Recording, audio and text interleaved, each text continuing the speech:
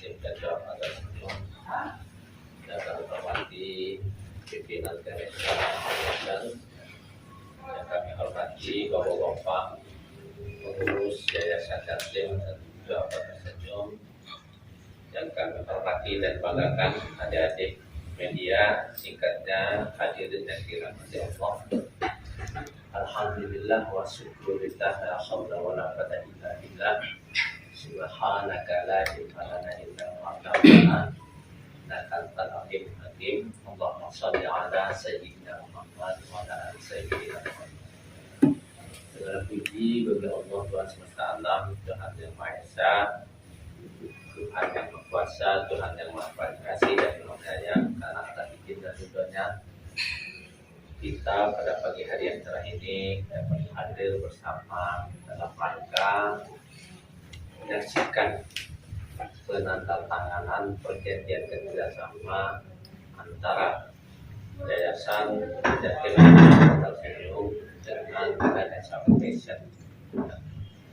Salawat dan salam kepada junjungan kita Nabi Muhammad Sallallahu Alaihi Wasallam. Semoga kita semua mendapat syafaatnya di akhirat nanti. Bapak Bupati dan hadirin yang kami hormati, alhamdulillah setelah melakukan kunjungan diskusi silaturahmi ke Ganesha Operation, telah disepakati secara lisan bahwa adik-adik, anak-anak kita calon penerima beasiswa dari Yayasan Yatim dan Duafa Tersenyum ini akan ditingkatkan kapasitas akademiknya oleh GU dalam rangka mempersiapkan adik-adik, anak-anak kita calon penerima beasiswa ini untuk mengikuti tes di beberapa perguruan tinggi yang telah bekerja sama dengan Yayasan Yatim dan Duafa Tersenyum untuk tes masuk di Fakultas Kedokteran, dengan harapan bahwa adik-adik dan anak-anaknya ini memenuhi passing dan melalui standarisasi yang telah ditetapkan oleh perguruan tinggi yang dimaksud. Itu tunas sambutan sekaligus arahan dari Bupati terkait dengan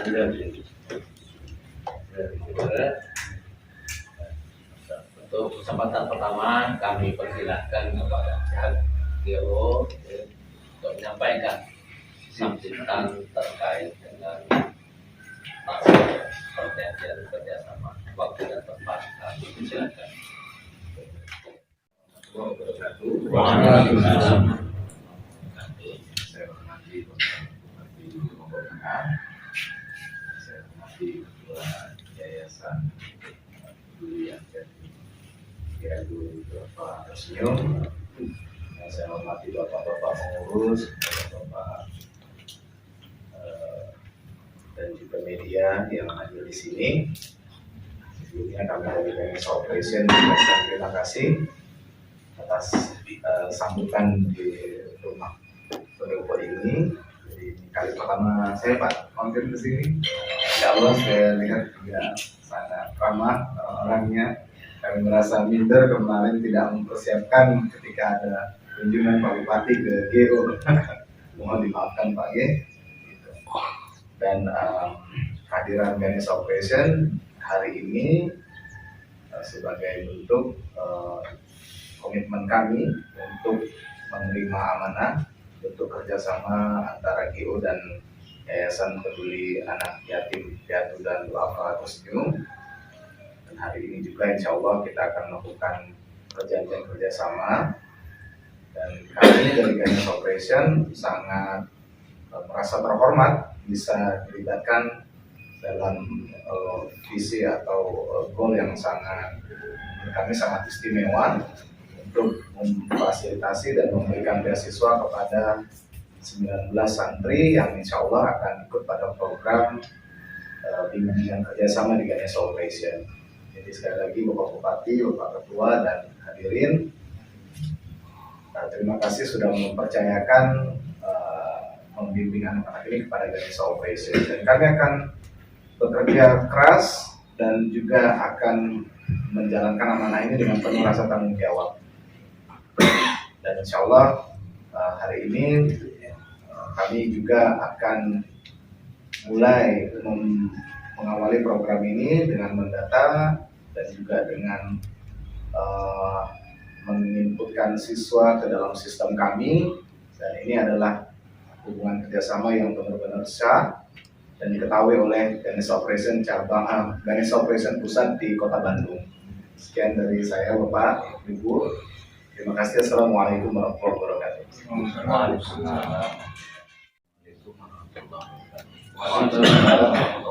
Ketua Saudara Yayasan Informasi serta seluruh komisaris yayasan, ada Bapak Kades ada itu tidak ya, Kepala Bank Indonesia Syariah, JP ya, kemudian Yayus, dan ada dokter, dan dokter dari rumah sakit, mewakili pengurus Yayasan Peduli Yatim, tersenyum dan doa.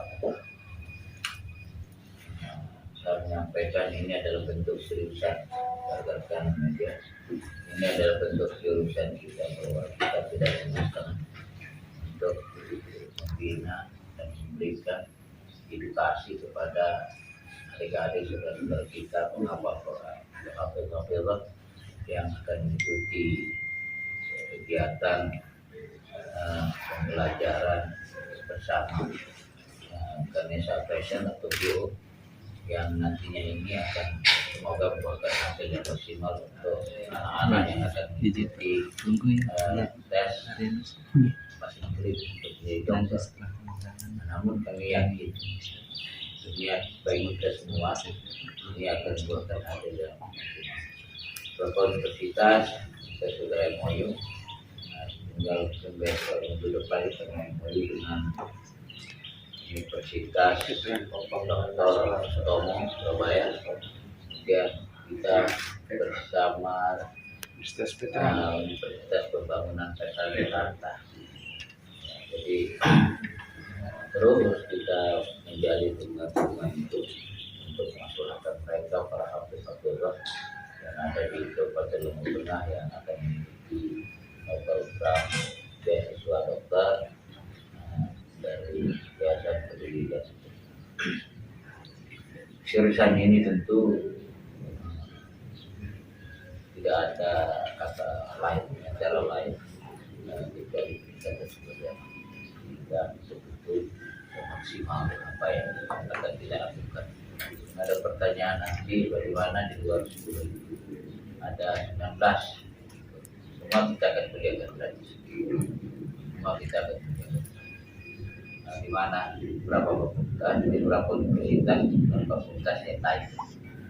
Selain kedokteran ada kesehatan, dan ada farmasi, dan ada pendidikan juga, ada perawatan.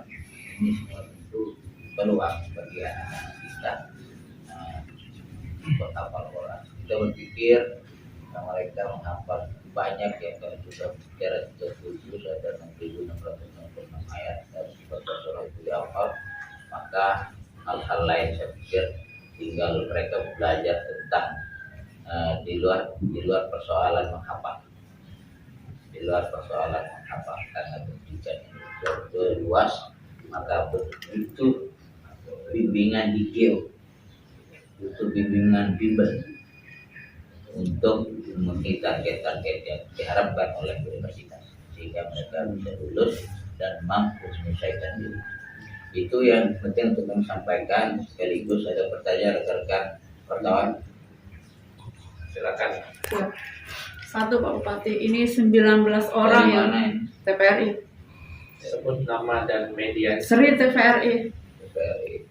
Dari 19 orang yang akan dimasukkan ke bimbel ini, apakah semua nanti 19 orang ini gratis dan bagaimana model dari mereka untuk bimbel apakah setiap hari selama 1 bulan itu, ataukah mereka ada jadwal-jadwal tersendiri, kemudian dari hasil dari bimbel ini sudah yakin mereka akan mendapatkan passing grade yang diinginkan atau seperti apa?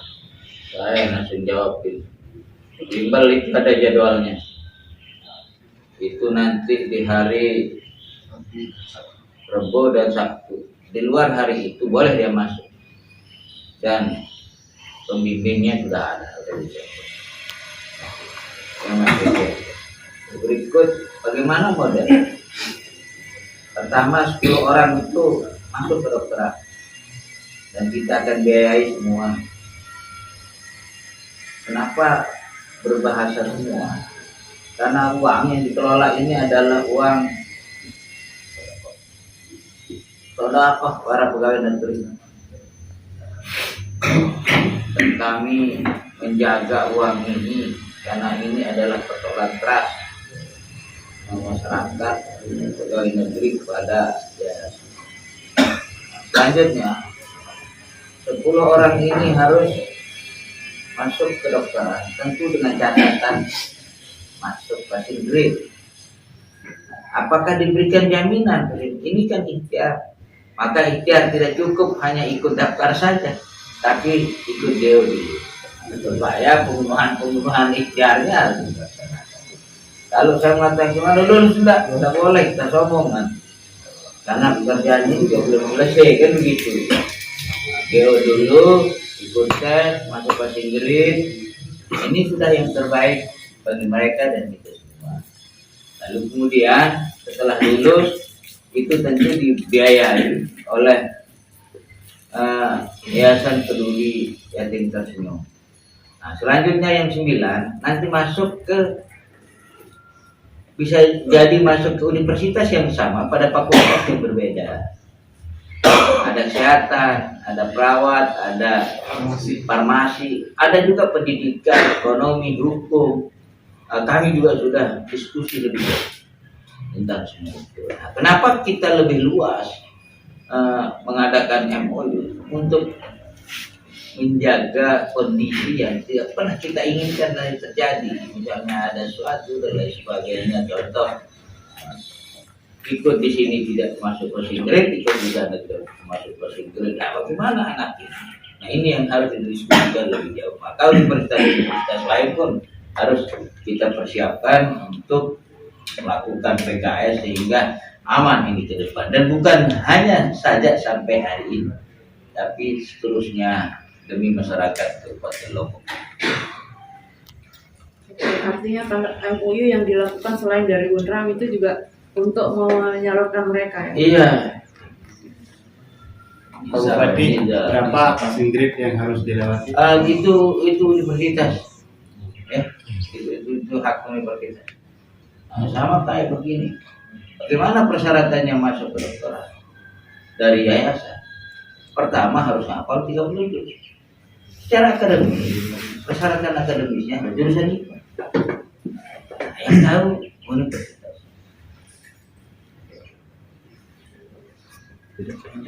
Assalamualaikum, Tiang Riki, wartawan Suara Konsumen.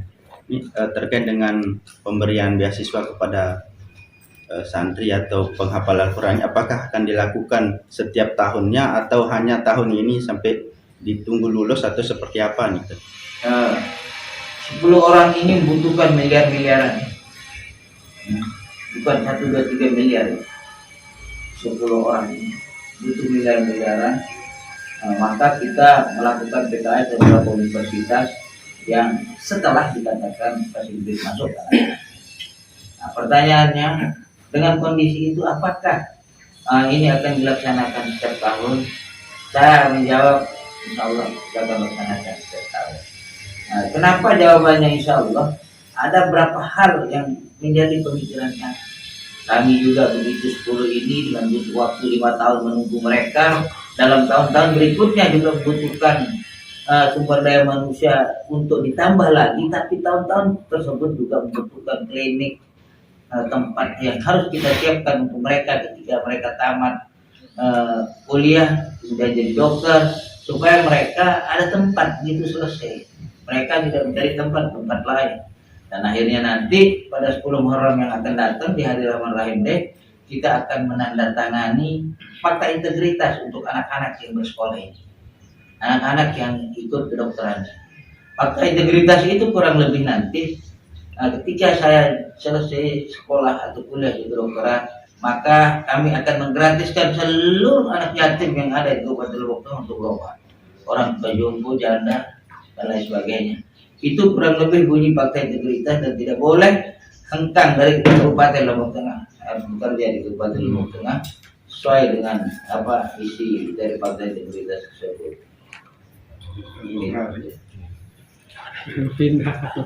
Tanggung jawab penuh berarti bagi anak-anak yang ikut itu untuk menyelesaikan semuanya sampai dengan bekerja.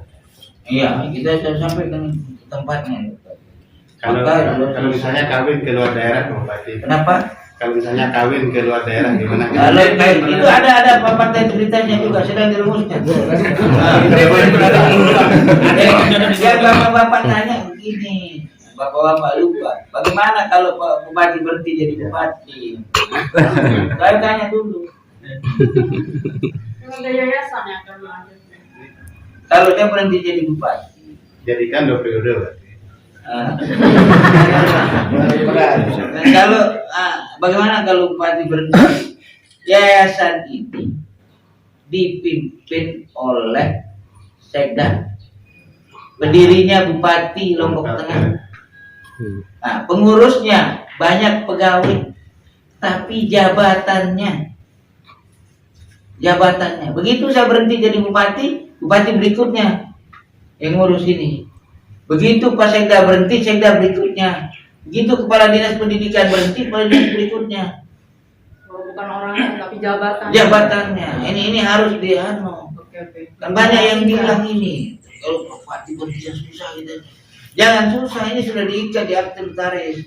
Ini pakai jabatan. Kalau misalkan programnya tidak dilanjutkan lagi oleh bupati setelahnya, bagaimana Bupati? Mungkin perlu perda Pak Bupati. Udah akte notaris sudah mengatakan seperti itu. Nanti kita tuangkan dalam aturan lebih lanjut. Tenang saja, kita akan berpikir untuk umat ini. Kalau kita berpikir untuk diri kita, ketua yayasannya 42 hari jadi selesai. Apa ya? Tapi ini pakai jabatan ini. Yayasannya Firman Wijaya selesai. Apa ya? Nanti kalau selesai jadi sekda apa ada yang kita kelola, tapi tidak kita berpikir begitu. Ini sekda berikutnya masuk, sekda berikutnya yang ngurus. Ya, bagaimana mau berhenti ada uang 5.000 rupiah per pegawai negeri? Ya. Ini ada uang umat sini. Ya.